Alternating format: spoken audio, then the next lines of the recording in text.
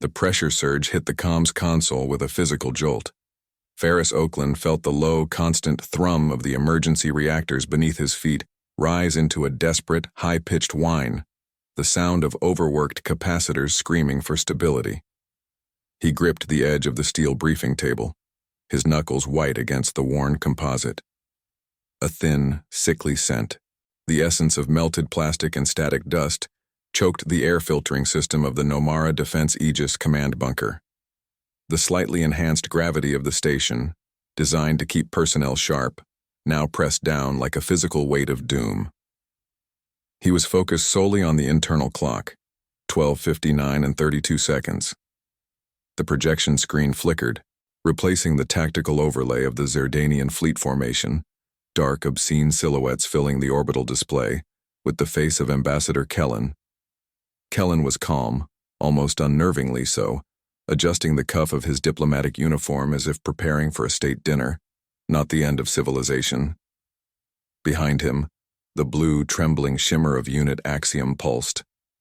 Oakland's second-in-command, Commander Aaron Pike, exhaled a single, strained syllable that was less a word and more a sound of utter despair. Kellen's voice, relayed through a compressed channel, cut through the tension with casual formality. "The meal was adequate, Captain Oakland. I recommend the protein substitute, though the sodium levels were predictably high. Hostilities will commence precisely at 1300 hours Nomara Standard. 30 minutes of protocol for 30 minutes of digestive grace. I managed 30 minutes, Captain. Use it well." The screen winked out, leaving the geometric precision of the Zardanian blockade in its place.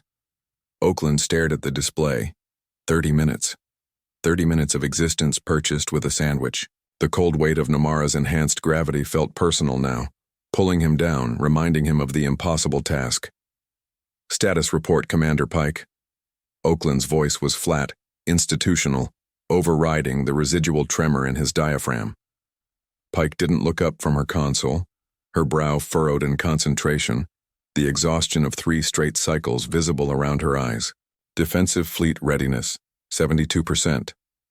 We are still 4 missile batteries offline in Sector Gamma due to plasma bleed, spares arriving in 7 minutes. We have 37 interceptors operational. Zardanian confirmed assets, 7 dreadnoughts, 21 heavy cruisers, 18 support carriers. Preliminary assessment confirms they outmass us by a factor of 80 to 1. 80 to 1. Oakland ran the numbers in his head, a furious calculation performed 100 times since the Zardanians first breached the outer halo. The diplomatic mission had been politically mandated to stall for 72 hours, the bare minimum required for the Third Fleet to attempt a jump from Kepler sector. Kellen had delivered 30 minutes. The great, self-inflicted wound was not Kellen's. It was the political class that had believed bureaucratic adherence to schedule could stop an organic monolith. "Acknowledge Vesper's readiness," Oakland ordered, focusing on the tactical overlay. The Nomara Defense Fleet, a scrappy collection of older patrol vessels and hastily refitted transports, looked like dust motes against the crimson Zardanian spread. "Prioritize fleet deployment, Pike. Forget the batteries in Gamma. It is a sacrificial zone now."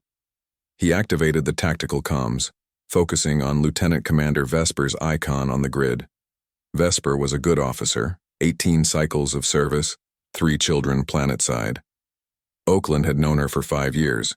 He had just signed her death warrant. "Vesper," Oakland broadcast, his tone stripped bare of pity or emotion. "You heard the new window. Deploy the Ironclad and the Vigilance at coordinates 07 Beta. Engage the Vanguard cruisers. Your mission is not survival, it is distraction. Hold their attention for 12 minutes. I need that time to reposition the shield generators over the industrial core." "Can you do that, Commander?" A pause, weighted by the inevitable finality of the request.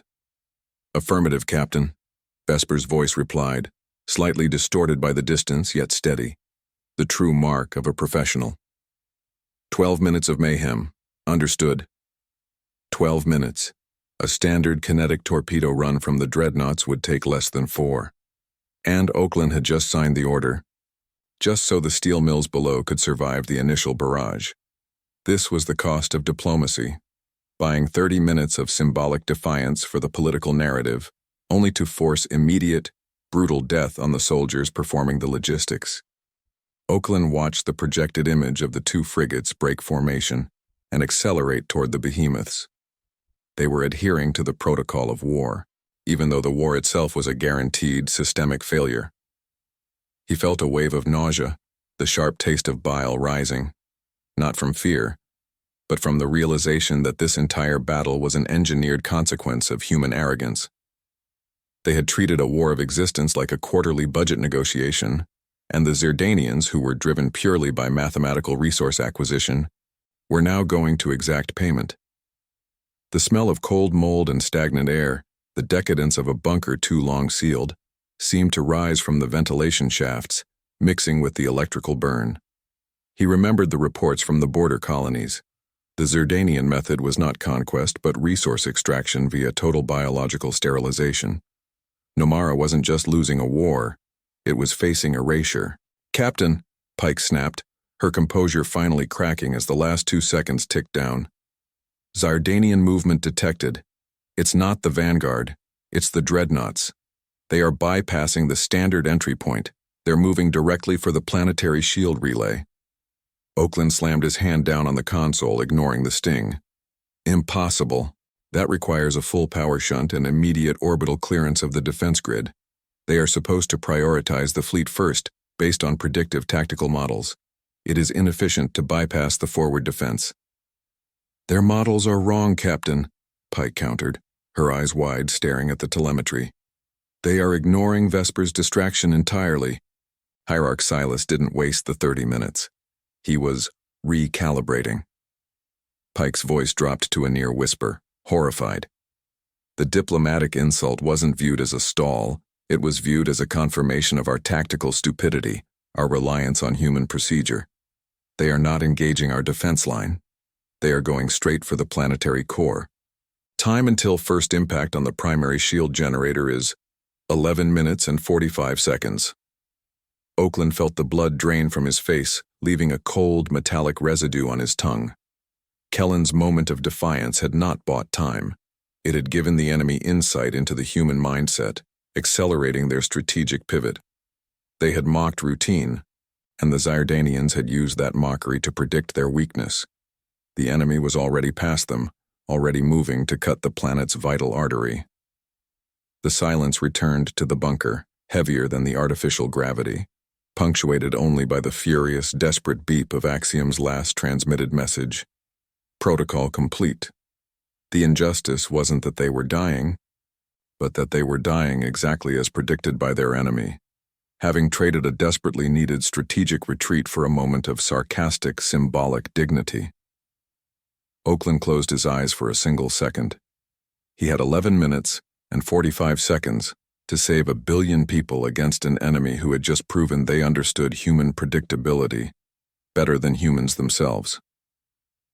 And Commander Vesper, with her 2 small frigates, was now accelerating toward a void where the enemy was no longer present, fulfilling a sacrificial mandate based on obsolete intelligence.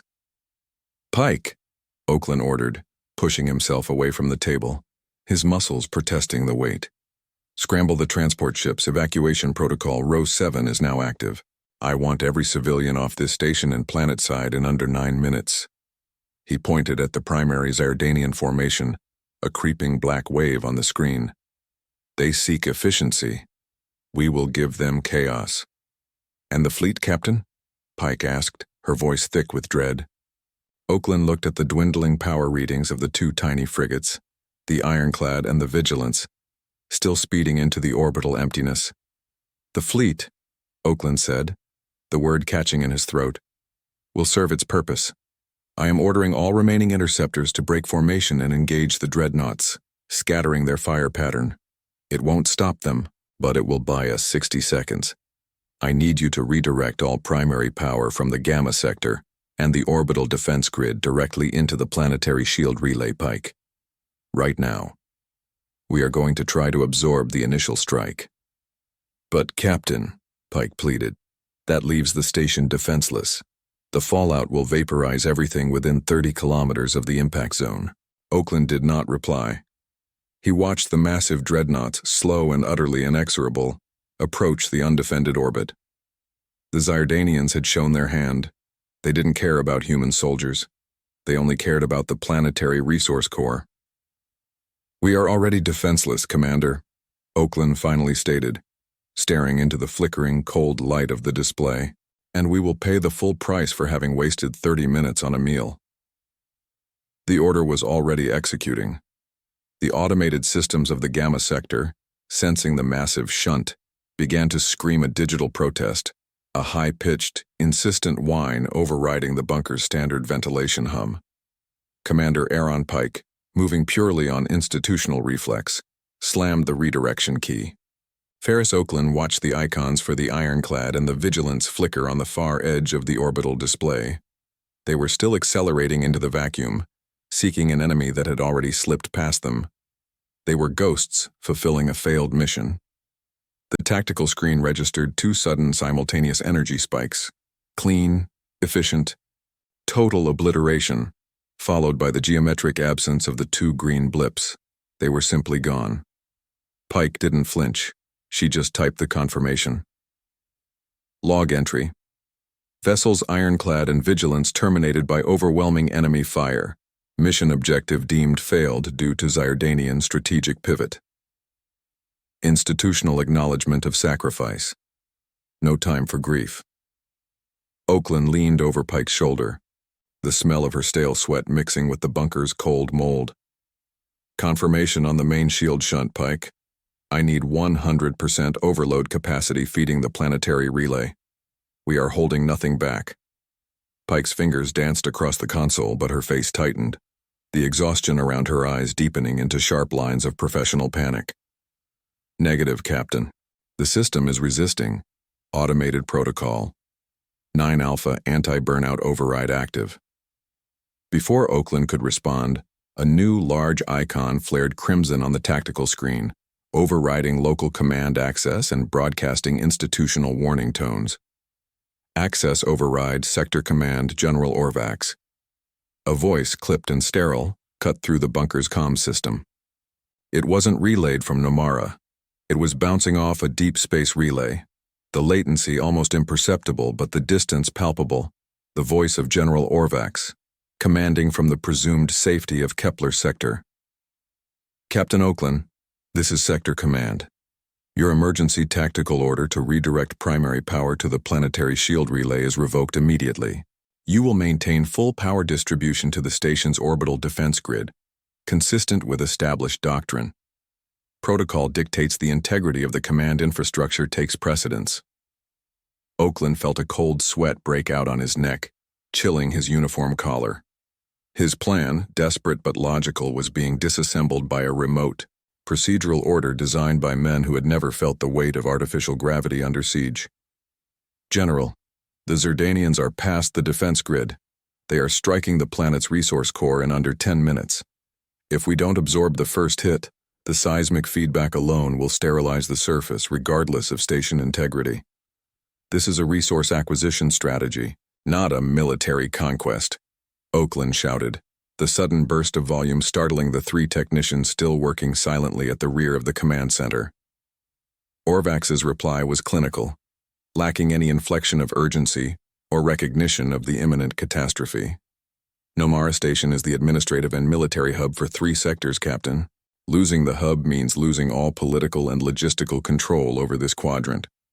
Your primary objective is preserving structure, not civilian populations. You will follow the operational doctrine. Stick to the letter, Ferris." Ferris. The use of his first name, a reminder of the long professional history and the insurmountable rank difference, was a scalpel slice of personal authority used to enforce blind procedure. The stagnant air of the bunker, thick with the smell of overheated wiring, suddenly tasted like dust and ozone, reminiscent of the failed evacuation on Cygnus Sector 5 years prior. That air, that metallic residue of failure, had coated his tongue when the bureaucratic lock had delayed the transport launch by 90 minutes. The doctrine had been upheld then, too. They saved the administration building, and 3 billion citizens died on the surface when the quarantine protocol wasn't lifted. The failure was not in their technology or their will to fight, but in their rigid, self-defeating adherence to obsolete paper systems. General Orvax, Oakland began, flattening his hand on the console to steady the tremor that ran up his arm. I log your order for the record. I acknowledge Sector Command's priority of maintaining institutional integrity. He looked up at the creeping black wave of dreadnoughts, closing the gap in 8 minutes and 40 seconds. But I am physically present. You are 20 light-years distant. He met Pike's wide, fearful gaze. She knew what he was about to do. It was a breach of military law so profound, it was rarely even taught in academies, the final, most unforgivable act of insubordination. Pike, Oakland ordered, his voice dropping to a dangerous, low register that commanded attention purely through its lack of emotion. Execute command override 079er Delta. Bypass the general's lock. We need the full shunt now. Pike's hesitation was visceral. She gripped the edge of her console, her knuckles turning bone white. Captain, that command is reserved for total mutiny protocols. That means a court-martial, assuming we survive the initial blast. It's a career ender even if you save the planet. Oakland slammed his palm flat onto the sticky steel table, the sound echoing through the command room like a gunshot. We are already dead, Commander, he stated, staring into the flickering display, the light cold on his face. Now let us decide how we die and for what purpose. Pike took a deep, shuddering breath, the institutional loyalty warring visibly with the human instinct to protect life. She nodded once, a gesture of bleak, absolute resignation. Override engaged, she murmured, her fingers moving to the bypass console. Immediately, the voice of General Orvax returned, no longer clipped, but raw with outrage. Oakland, you are in direct contravention of Sector Command. Disable the override. I repeat, disable it, or I will initiate immediate self-destruct on Omara Station to prevent your reckless action from compromising the entire defense network. The threat was clear. Orvax would sacrifice them all, the station and the planet, rather than allow doctrine to be violated. Oakland ignored the general's tirade. He focused on Pike. How long until the shunt is fully active, Commander? Pike didn't look up. 30 seconds to full distribution, Captain, but General Orvax is currently uploading the detonation sequence. Security is prioritizing his remote access over my tactical override. 20 seconds until the Zerdanians fire. 15 seconds until General Orvax detonates the station. They had 9 minutes left to live, but only 15 seconds to choose who would kill them. The methodical alien empire, or their own commanding officer upholding a failed political system. Block his comms, Oakland commanded, the sheer impossibility of the choice stripping away any remaining trace of hesitation. And Pike, prepare for impact. We are going to buy Nomara the last 7 minutes we can. The cold rush was immediate, blocking General Orvax's comms and shunting the entire power grid into the planetary shield relay, had overloaded the station's dampening field. The air itself seemed to vibrate, charged with static electricity. Then, the dual impact. The Zerdanian kinetic round slammed the planetary shield, and microseconds later, Orvax's secondary localized detonation sequence fired beneath the command deck. The world shattered into a symphony of institutional collapse. Ferris Oakland didn't hear the sound. He felt the force. The 4G gravity field, already stressed, failed violently, throwing him forward into a brief, stomach-turning moment of weightlessness before the emergency counter-dampers kicked in with brutal efficiency, slamming the room back to life at a grinding, unbearable 4G. He hit the primary bulkhead wall, the impact cracking his ribs and driving a razor-sharp shard of shattered display glass deep into the muscle of his right shoulder. He tasted hot, coppery blood, mixed with the sickeningly sweet scent of burnt electronics and vaporized lubricant.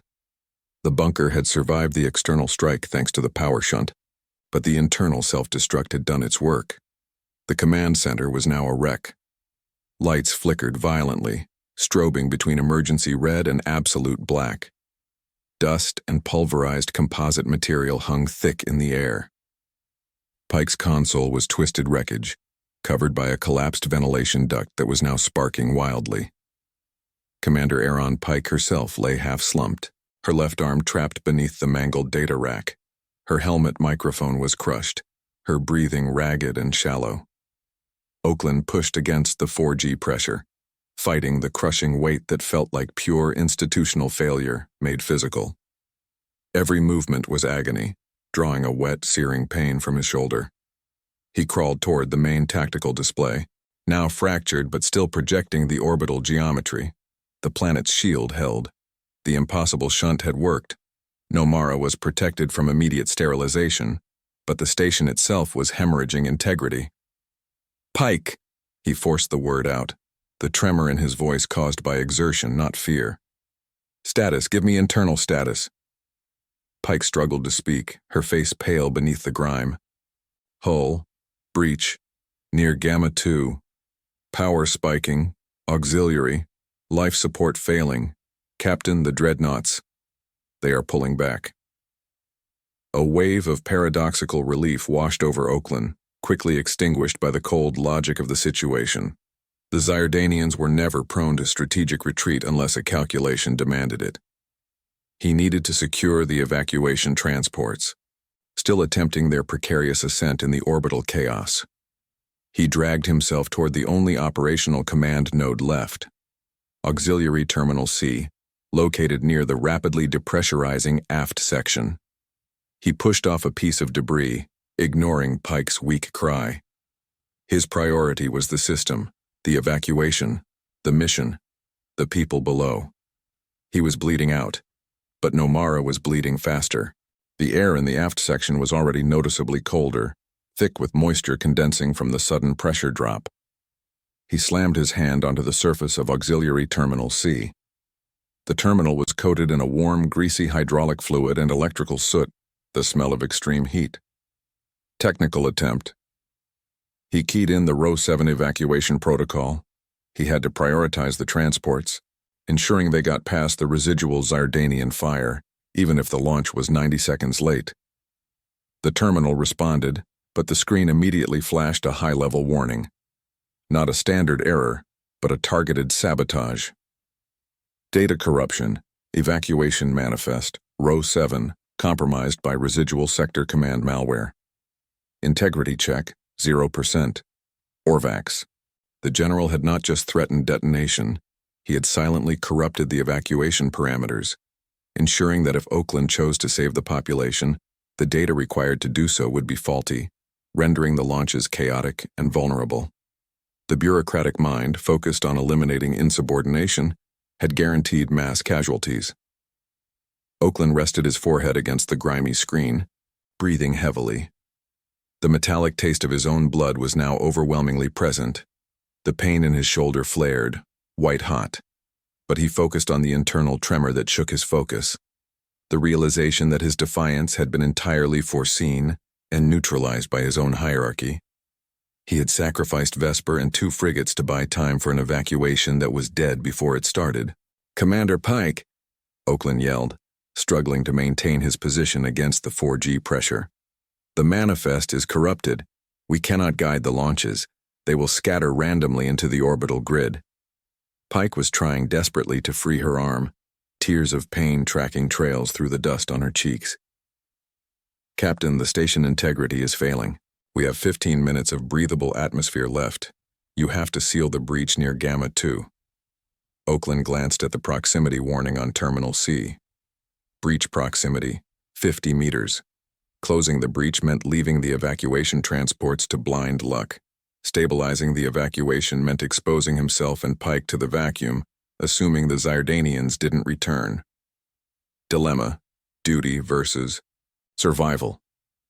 If he sealed the breach, the station would survive for a few more hours, maintaining command integrity, fulfilling Orvax's original mandate in a twisted way, but sentencing the 1,000 transports to likely destruction. If he used the compromised manifest to manually guide the first wave, he might save a fraction of the population, but the bunker would surely depressurize, killing both him and Pike rapidly. He chose the tactical move. He would salvage what little he could of the evacuation, even if it cost him the bunker. Pike, forget the breach. Can you reroute Gamma-2 power to the aft maneuvering thrusters? We need to spin the station 45 degrees off the Zerdanian return path. Oakland's voice was strained, thick with effort. Spinning the station without primary stabilizers will tear the hull apart, Captain. And the secondary evacuation system is routed through Gamma-2. Do it, Oakland roared. We need cover. We trade integrity for obscurity. Pike nodded, a gesture of absolute obedience to a reckless order, and began the agonizing process of moving her trapped fingers across her wrecked console. Oakland gripped the console of Terminal C, ready to input the manual adjustments to the corrupted manifest. His vision blurred, a mixture of blood loss and the flashing red emergency lights. He glanced back at the tactical display. The Zerdanian dreadnoughts were indeed gone, but in their place, tracking toward the station and the planet's surface, were dozens of small, swift energy signatures, lacerators, infiltration vessels. They were too small to carry kinetic rounds designed purely for atmospheric penetration and ground assault. Pike, what are those signatures? Resource acquisition deployment, Pike whispered, finally freeing her arm with a raw, gasping sob, but immediately routing power toward the thruster controls. They're not sterilizing the planet, Captain. They're securing the core assets. Personnel elimination. The roar of the air rushing from the Gamma-2 section grew exponentially louder, a monstrous, hungry sound. Then, the comms system, momentarily repaired by Pike's desperate power shift, crackled to life. It was a clear, unencrypted broadcast not from Orvax but from the Zerdanian hierarch Silas himself, utilizing the compromised human frequencies. The voice was a low, chilling bass tone that filled the bunker, utterly flat. Nomara command. Your defensive action was noted. The tactical data acquired during your 30 minutes of delay confirmed the high efficiency of planetary asset capture over immediate brute force destruction. Your species prioritizes routine over defense, and defiance over logistics. The resource will now be acquired. Oakland felt the chill of the vacuum on his face as the breach widened near Terminal C. His uniform clung to his skin, cold and damp with sweat and blood. His strategy had failed, not because of Zerdanian superior force, but because the Zerdanians were superior analysts of human political failure. He was pinned between a rapidly approaching vacuum and an incoming alien surgical strike team, his evacuation plan dead, and his body rapidly failing. He looked at the descending icons on the tactical display. The lacerators were not heading for the station. They were heading for the industrial core where the 100 million remaining citizens were hiding. The silence was the only thing that could compete with the rush of the air escaping the bunker. The silence was the only thing that could compete with the rush of the air escaping the bunker. Oakland abandoned Terminal C. The vacuum rush from Gamma-2 was a physical wall, an invisible hand trying to pull him into the collapsing void. He fought the 4G pressure, crawling back across the ruined deck toward Pike, the jagged glass in his shoulder grinding against bone. Every meter was a desperate act of will against the crushing, institutional weight of the station's failing gravity compensation. He needed to save the evacuation, but Orvax had left the manifest dead. He needed a clean launch path, but the Zerdanian lacerators were already descending toward the core. As he reached the twisted metal of Pike's station, his left hand slipped on a slick patch of coolant and scorched plating. His fingers snagged on a small, sealed casing embedded in the debris, a non-volatile memory block designed to survive planetary impact. It was too small to be a primary drive. It was a ghost cache. He forced the external input jack on his auxiliary wrist cuff, ignoring the shriek of protest from the broken mechanism, and slammed the casing home. The display, cracked and barely legible beneath the grime, flashed a single line. Accessing Sector Command Log. Priority Alpha Omega. The data was encrypted, requiring full clearance, but the memory block was already paired with Orvax's command sequence, the same sequence that had detonated the charges. The logs spilled onto the tiny screen, timestamps stretching back 6 standard cycles. Oakland didn't need to read the full text. He only needed the titles. Nomara Contingency, Strategic Devaluation Phase 1. Kepler Asset Redistribution Protocol, Nomara Core Assets, Resource Map Overlay, Zardanian Acquisition Projection. It was not sabotage, it was preparation. Orvax hadn't corrupted the manifest out of simple vindictiveness. He had updated it to align with the Zardanian operational plan. Sector Command, realizing they couldn't win, had used Nomara as a sacrificial pawn, ensuring the Zardanians would utilize their most efficient extraction method, the lacerator strike, instead of a planet-sterilizing bombardment. This surgical approach preserved the deeper planetary resources, which Sector Command intended to retake later, after the Zardanians had stripped the surface. The 100 million citizens below were not being evacuated. They were being catalogued for elimination, providing the Zardanians with perfect logistical clarity, a map of exactly where the soft targets and necessary industrial assets lay. They hadn't predicted human stupidity. They had predicted human self-interest. The taste of blood in Oakland's mouth turned bitter, sharper than any electrical burn. It was the taste of existential treason. Silas wasn't gloating about their routine. He was thanking them for the intelligence briefing. Commander Pike, gasping, managed to clear the last debris from her arm. She saw the data flashing on Oakland's cuff and her eyes widened, comprehension blooming into horror. "General Orvax," she whispered, her voice barely audible over the roaring breach. "He didn't delay the launch, Pike," Oakland stated, the revelation chilling him far more than the escaping atmosphere. "He stabilized the target acquisition profile for the enemy. Nomara was sold." The data core vibrated violently in his wrist cuff, signaling that the last of the information was loaded. Orvax had left the file open as a final arrogant monument to his necessary ruthlessness. Oakland looked at the shattered console. He had the truth, a physical record of institutional betrayal, necessary to hold the High Command accountable, assuming any part of the Federation survived this. Dilemma. He could seal the breach now.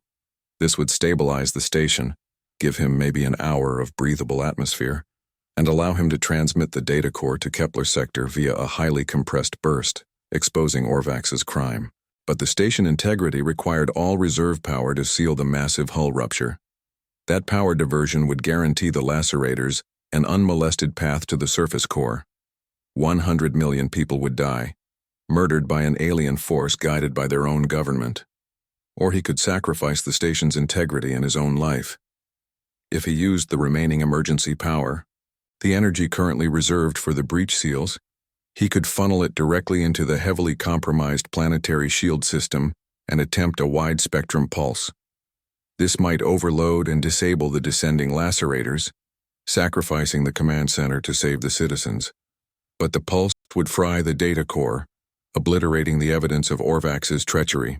The Federation would never know the truth. They would only see a rogue captain who died defying doctrine. To save the population, he had to erase the evidence of the crime that killed them. To ensure justice, he had to ensure their deaths. The roar of the vacuum filled the space. The air in the bunker was growing icy, the moisture freezing on the walls. Time was a rapidly expiring commodity. Oakland's gaze settled on Pike, her face a mask of pain and exhausted resignation. "I'm sorry, Commander. We are trading the truth for time." He ripped the data core from his cuff, tossing it into the mangled wreckage of Pike's primary console, a sure target for the electromagnetic surge. "Pike," he ordered, his voice suddenly infused with a terrifying calm. "We are rerouting all available power, breach seals, auxiliary life support, everything, into the shield emitter. Set the charge for maximum flux variance. We are not reinforcing the shield, we are turning it into a capacitor." Pike stared at him, tears freezing on her cheeks, understanding the finality of the choice. "That surge will vaporize us, Captain, and if the pulse doesn't disable them all, the shield will collapse entirely, the planet will be wide open. Then we will ensure the pulse is sufficient," Oakland replied, pushing himself into a kneeling position, ignoring the blinding pain in his shoulder. "Execute the sequence now. Target acquisition. Zardanian lacerator density field. Fire in 30 seconds. Pike nodded, her breath shallow. Her fingers, still clumsy from injury and cold, began inputting the override codes. The power gauge for the entire Nomara defense aegis plunged into the red zone. 0 reserves left for anything, including life support. The sound that followed was not the roar of the vacuum, but a deep, structural groan. The metallic protest of the station's hull beginning to tear itself apart without the stabilizing counter-thrust from the engines, the power for which was now feeding the pulse. 20 seconds. On the fractured display, the lacerators were now clearly visible. Small, wicked shapes descending through the upper atmosphere. They were swift, relentless, and unaware of the massive charge building beneath them. 10 seconds. A siren, designed to sound only when the station integrity reached irreversible failure, finally began to wail, a broken, dying cry that faded quickly as the internal speakers failed under the extreme voltage surge. "Pulse initiation confirmed, Captain," Pike rasped. 5 seconds. Oakland closed his eyes, focusing on the cold that was now biting at his exposed skin, a chilling, final cleansing. He pictured the million people below, momentarily safe from the truth of their betrayal, saved only by a final, undocumented act of military insubordination. The electromagnetic shockwave erupted silently. The main display flared brilliant white, overloading Oakland's retinas. For one crucial second, the entire station, and the planetary shield below, became a giant, catastrophic weapon. Then, the white light vanished. A flicker of blue, then sudden, absolute blackness plunged the bunker into suffocating night. Oakland felt a final, tremendous jolt, a systemic convulsion. When his vision cleared, the command deck was still. The roar of the vacuum was gone. The air was thin, frigid, and utterly silent. "Report, Pike," Oakland croaked, unable to see anything beyond the dim red flash of his own wrist cuff. Aaron Pike did not reply. He pushed himself forward, scrambling toward the ruins of her station. The faint red light caught the outline of her body, motionless, slumped over the destroyed console. The data core, the evidence of Orvax's crime, was likely vaporized. The strategic consequences, however, were visible when his eyes adjusted to the residual energy flares outside the bunker window. The orbital space was no longer dark. It was lit by a terrible, searing light. The EMP had succeeded, disabling maybe a quarter of the lacerator fleet. But the resulting feedback had been catastrophic. The massive planetary shield, already compromised by the Zerdanian initial strike and overstressed by the emergency shunt, had exploded. It collapsed in a cascade of blue-white energy, dissolving completely in the lower atmosphere, leaving the planetary surface utterly exposed. The tactical display, dead moments before, flickered back to life, registering a massive, coordinated response. The Zardanian dreadnoughts, which had retreated only to conserve energy, were now accelerating back into position. Their target was no longer the planetary core. It was the planet itself. The time for efficient acquisition was over. The time for overwhelming annihilation had begun. From the silent, cold depths of the vacuum, Hierarch Silas broadcast one final, chilling communication, not a voice this time, but a mathematical signature imprinted directly onto the compromised human frequency band. Inefficiency noted. Reversion to standard extermination protocol. The broadcast signature faded, leaving behind the residual echo of the Zerdanian ultimatum. Inefficiency noted. Reversion to standard extermination protocol. The air in the bunker was thin and frigid, smelling sharply of ionized particles and the cold metallic essence of dead machinery. Ferris Oakland felt the 4G pressure, no longer a stimulant, but a physical weight designed to anchor the dead. It pressed down on his cracked ribs and drove the shard of glass deeper into his shoulder with every shallow breath. The silence was not peaceful. It was the suffocating quiet of total system failure. He reached Commander Pike. She was slumped over her ruined console, her body stiff against the fused metal rack. He placed his hand on her neck.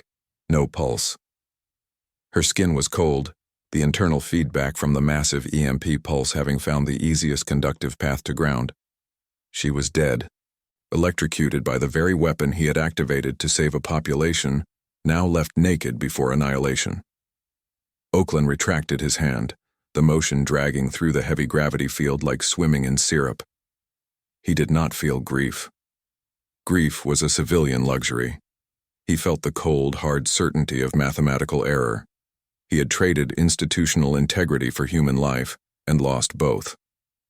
He had destroyed the evidence of Orvax's treason for a 75% casualty rate on the Lacerator fleet, a temporary inconvenience quickly rectified by the sheer scale of the dreadnought presence now accelerating toward the defenseless planetary surface. He was pinned in the wreckage, a defeated captain in a tomb of his own making, watching the death of a world he had promised to protect. The guilt was not emotional, it was infrastructural. He had failed his primary mandate, preservation of the command structure. He had failed his secondary mandate, defense of the populace. He was simply a rogue variable, quickly corrected by the superior logistics of the enemy. The fractured tactical display flickered again, showing the Zardanian fleet organizing into a tight firing formation. They were not maneuvering for resource extraction anymore.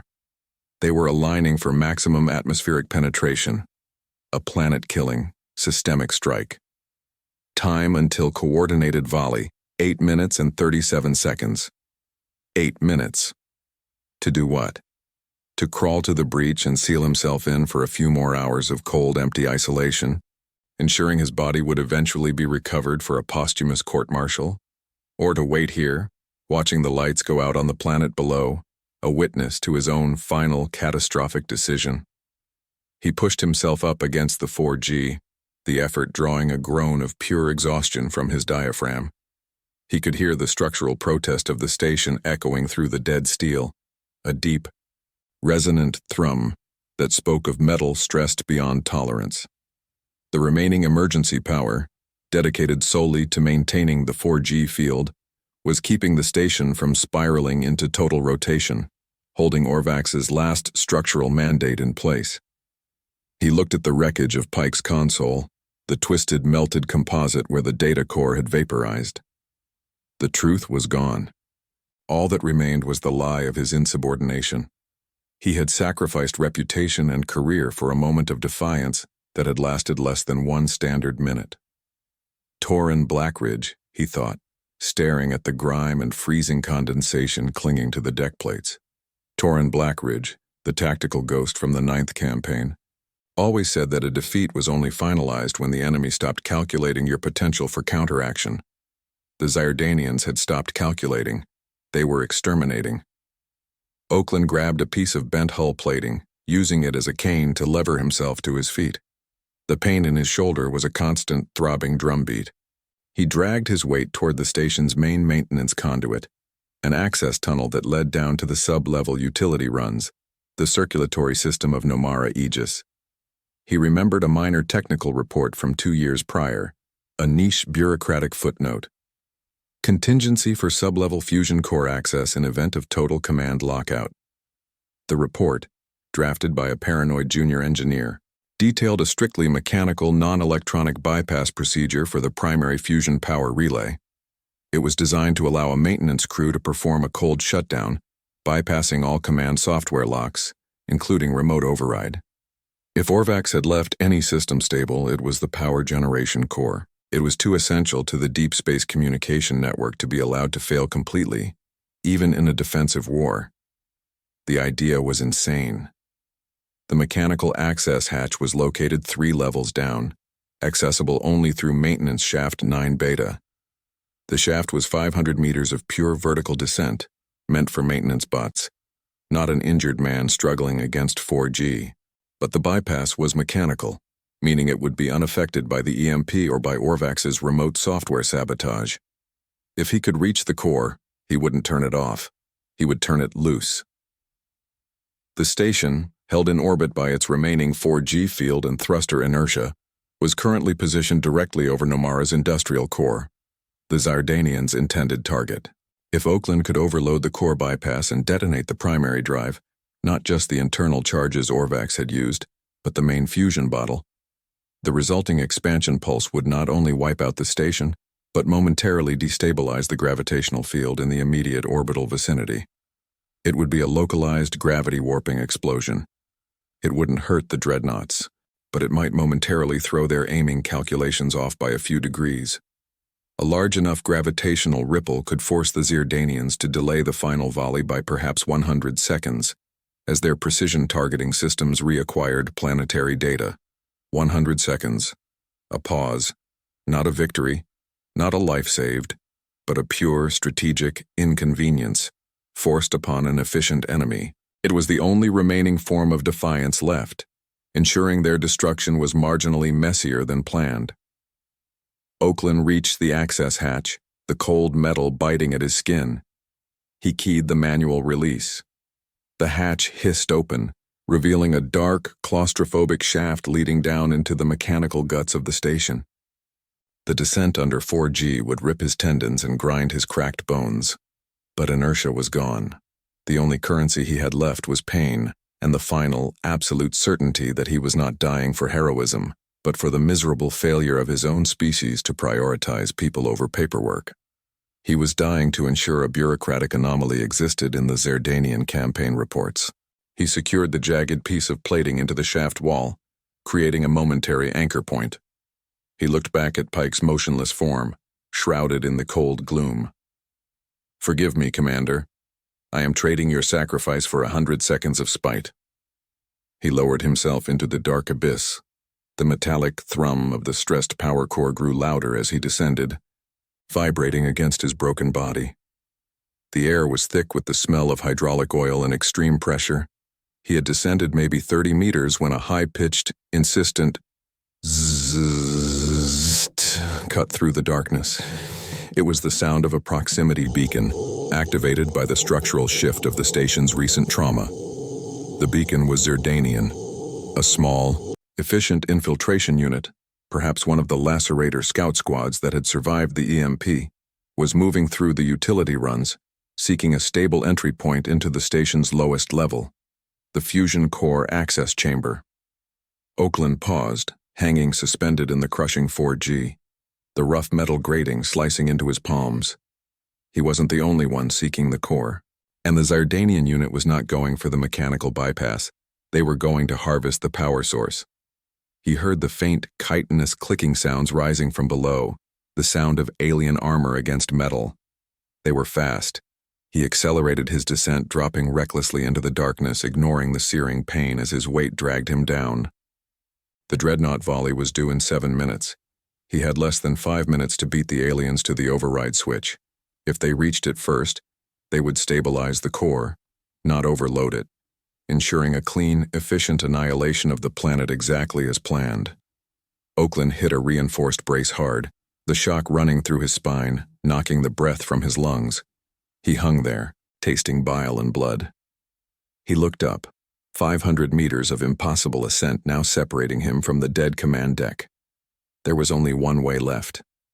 Down. He let go of the brace, plummeting into the dark well of the maintenance shaft. The freefall lasted maybe 2 seconds before the 4G slammed him against the wall, catching him in a brutal, bone-jarring slide. He was falling, and the Zerdanians were waiting below. "Before we proceed, log your entry. Which country or planet are you watching from right now? The commander is tracking every active signal. The slide down maintenance shaft 9 Beta ended in a brutal collision." Ferris Oakland slammed into a reinforced junction plate, the 4G field amplifying the impact until his cracked ribs felt like splintered wood. The shard of glass in his shoulder twisted, eliciting a soundless, searing cry deep in his throat. For a sickening moment, all he could process was the smell of ozone and the heavy metallic taste of hydraulic fluid that had burst from a ruptured line overhead. The residual time pulsed at 6 minutes and 43 seconds until the Zerdanian volley. He lay crumpled in a narrow passage, the floor grating biting into his suit. The faint, high-frequency clicking noise was louder now, immediate. They were close.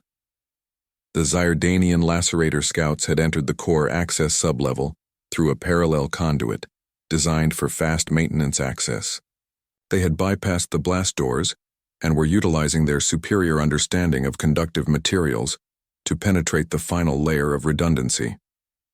Oakland dragged himself forward, using the cold, bent hull plating as a splint for his torso and a point of leverage against the relentless artificial weight.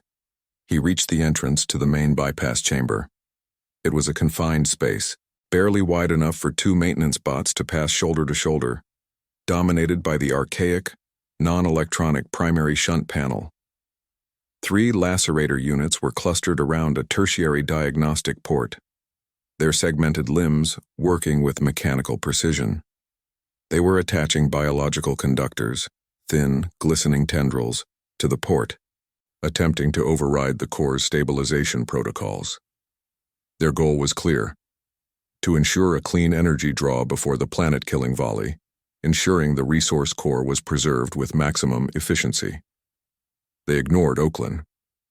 In their calculated hierarchy of threats, a single, crawling, damaged human under 4G gravity registered as less significant than a localized power fluctuation. This indifference was his only advantage. Oakland crawled toward the mechanical shunt panel. It was an oblong section of dull gray plasteel, bolted directly into the conduit wall, secured by 3 heavy circular locks bearing the ancient symbols Alpha, Gamma, and Zeta. This system had been installed 80 years ago, predating the digital integration that Orvax had ultimately corrupted. He reached the Alpha lock first.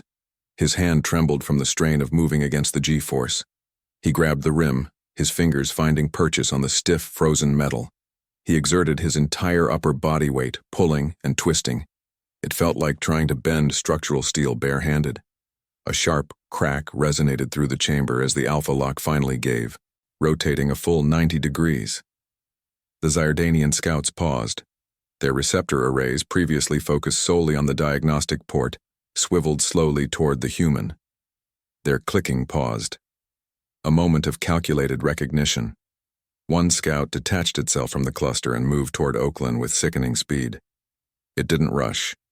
It simply transitioned from 0 to full velocity in a smooth, horrifying blur.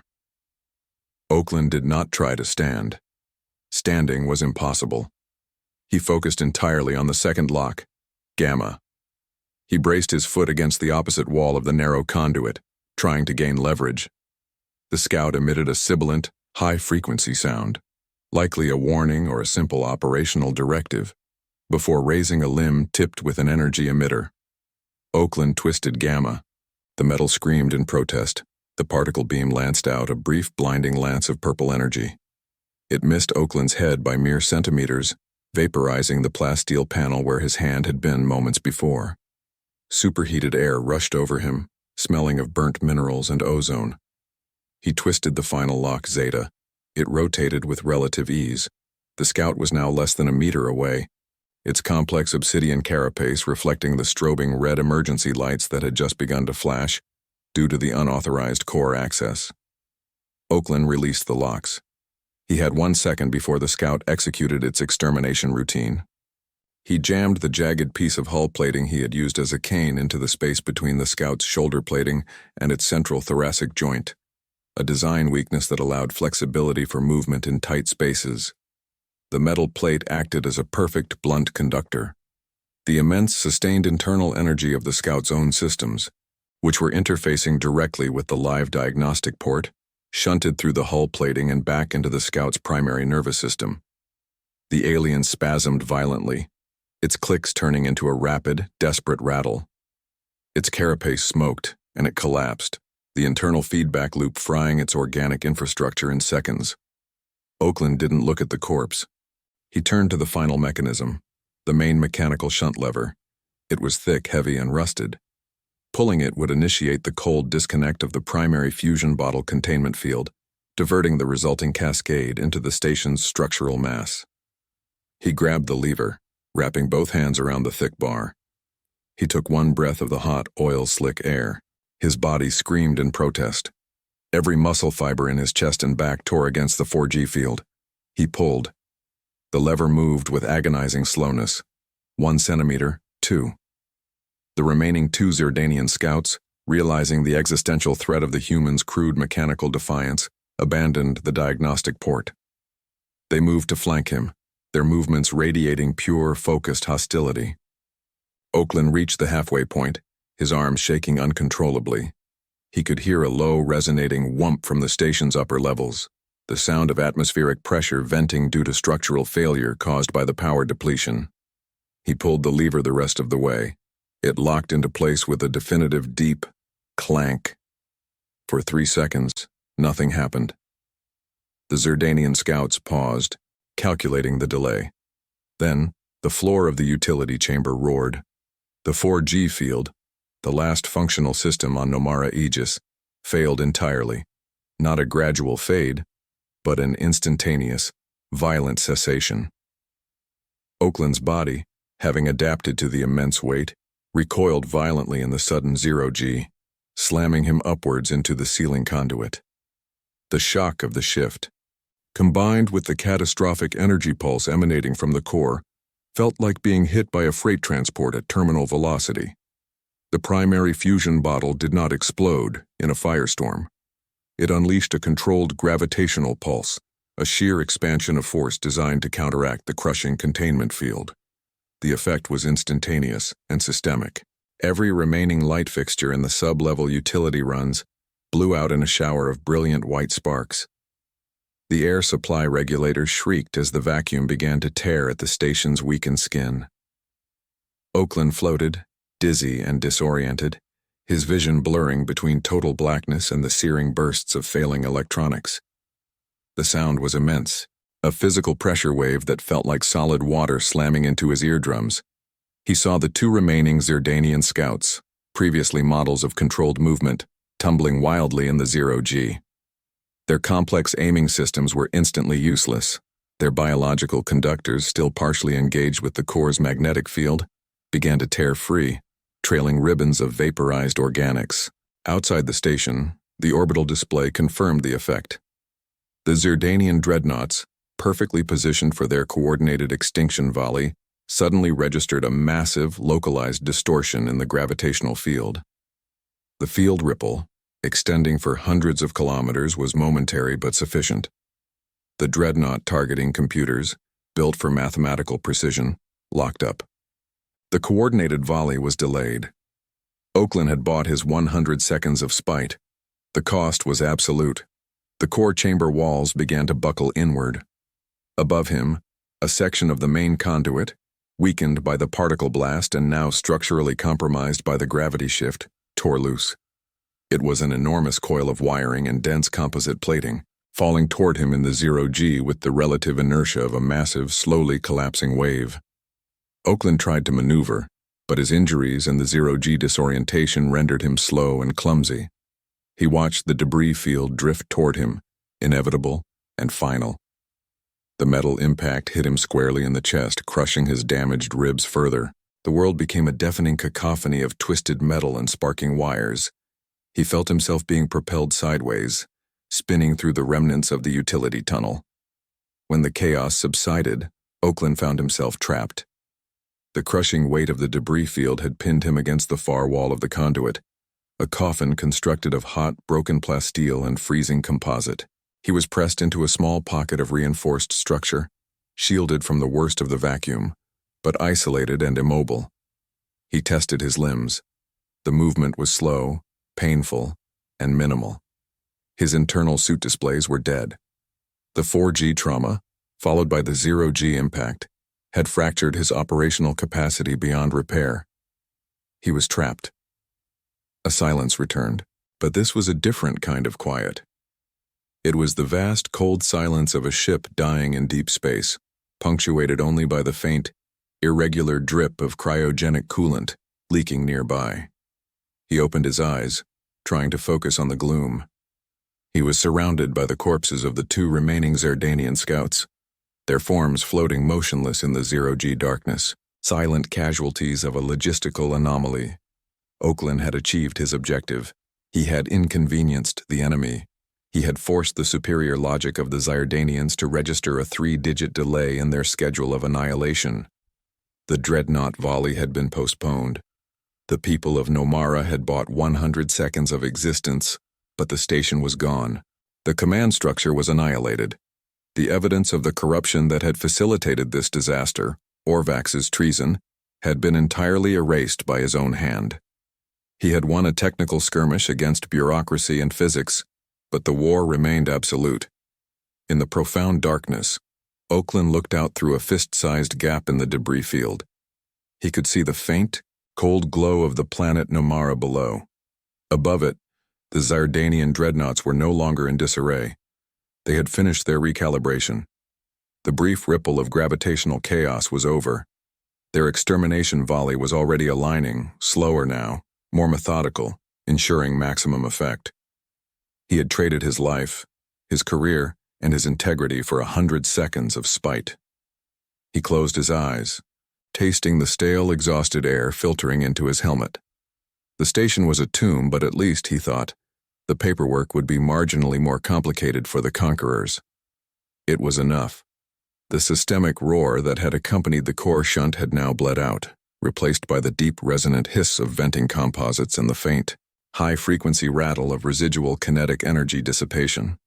Ferris Oakland was entombed, his body pressed against the cold plating, a biological anchor point in the vacuum of the shattered utility run. His operational capacity was gone. The suit's life support systems were cycling on emergency reserves, filtering an atmosphere thick with metallic dust and the stale breath of recycled carbon dioxide. The true sound of the station's death was not the shriek of metal, but the profound silence that followed. It was the sound of a billion calculations stopping simultaneously. He tried to maneuver, shifting his weight against the debris that held him fast. The effort was met with a surge of white-hot agony that localized across his ribs and shot down his left arm. He ceased the attempt. He was not trapped. He was integrated into the structure, a non-functional component of the station's wreckage. His optical sensors, even damaged, could perceive the change in the external view through the jagged aperture. The Zardanian fleet was no longer an erratic, aggressive wave. They were static, immense silhouettes positioned with cold, surgical precision. Oakland realized the final, cruel twist of his strategic failure. The 100 seconds he had purchased, the agonizing price of the entire Nomara Aegis station and the lives of its crew, had allowed the hierarch Silas the opportunity to perfectly calibrate the strike vector. They were not launching a frantic, wasteful volley. They were initiating an optimized, system-wide extinction event designed to minimize collateral damage to the planet's resource core. The cost of defiance was not merely death, but efficiency for the executioner. He thought of Commander Pike, who had desperately initiated evacuation protocol Row 7. That protocol required 3 minutes for successful launch from the secondary bays. Pike had 6 minutes when the core shut down. Even if she had made it to the transports, the pressure wave from the station's gravitational pulse would have scattered them far past the point of recovery. They were simply statistical anomalies now. And Vesper, the commander of the Ironclad and the Vigilance, had charged into the void, fulfilling a sacrificial mandate based on intelligence rendered obsolete by a diplomatic insult. She was 12 minutes of mayhem purchased for 30 minutes of digestive grace. A professional, adhering to protocol until the very end, even when the protocol led to a meaningless zero. Oakland had erased the evidence of internal corruption, the treason of Orvax. But in doing so, he had ensured that the resulting systemic collapse would be logged as a catastrophic strategic failure. Absolving the political class entirely, the narrative of the war would be simple. The military hierarchy failed to anticipate the enemy's speed. No mention of the delayed jump from Kepler sector, no record of the budgetary cuts to the orbital defense grid, and certainly no mention of the bureaucratic arrogance that demanded a 30-minute pause for symbolic dignity. His sacrifice was not only futile, it was an act of political self-immolation that cleaned the slate for his superiors. He had died a hero only to the truth, and the truth would never be declassified. He looked again at the planet below, a breathtaking swirl of blue and white, now obscured by the faintest trace of atmospheric burn. The primary planetary shields, redirected by Pike in the final frantic moments, were holding, but the energy readings were flickering violently. They were absorbing the initial systemic impact. The dreadnoughts were not using massive particle beams. They were utilizing a gravitic siphon technology, drawing the shield energy away gradually, smoothly, like sipping water from a fragile glass. It was cold, methodical, and utterly Zerdanian. This was the final accounting. 30 minutes of diplomacy had confirmed their tactical predictability. 100 seconds of desperate sabotage had confirmed their willingness to sacrifice everything for minor delay. The Zerdanians had quantified humanity's self-destructive arrogance and used it as a variable in their extermination sequence. Oakland felt the cryogenic coolant drip again, cold and persistent against the bare skin of his neck. It was the last functioning mechanism he could register, a final minute act of regulation in a universe that had devolved into chaos. The internal clock of his dead suit offered no temporal reference. There was only the vast, heavy silence of the vacuum, pressing down like the original, forgotten 4G field. The light of Nomara began to dim perceptibly, not in a flash of fiery destruction, but in a gradual, unsettling fade as the gravitic siphons reached critical mass. He closed his eyes, tasting the stale, exhausted air. 30 minutes for a meal, 100 seconds for a tactical disruption. The whole wretched calculus of human defiance. The accounting is finally settled. This story is now part of the archive. Subscribe to help preserve future transmissions and share this episode with someone who still believes in science fiction.